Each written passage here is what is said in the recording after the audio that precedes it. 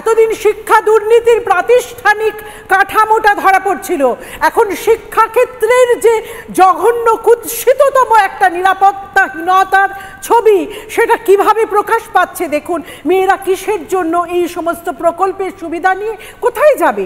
কন্যাশ্রী আছে, লক্ষ্মীর ভাণ্ডার আছে, সেগুলো নাকি বিশ্বময় প্রচারিত।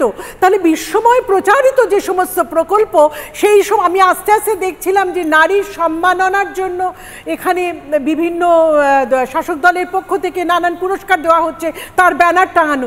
নারীর সম্মান কোথায়?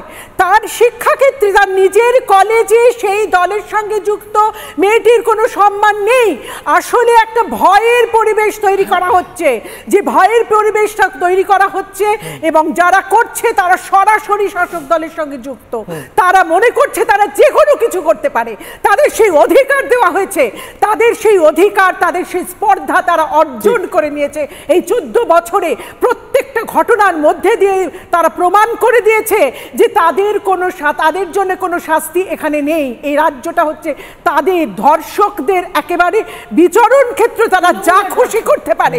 এর শেষ কোথায়? এর শেষ আমরা পার্ক স্ট্রিটের সময় চিৎকার করেছিলাম, কামদুনির সময় মিছিল করেছিলাম, আমরা অভয়াকাণ্ডের সময় সারা বিশ্বকে নাড়িয়ে দিয়ে গণ আন্দোলন হয়েছে, কিন্তু এর শেষ কোথায়?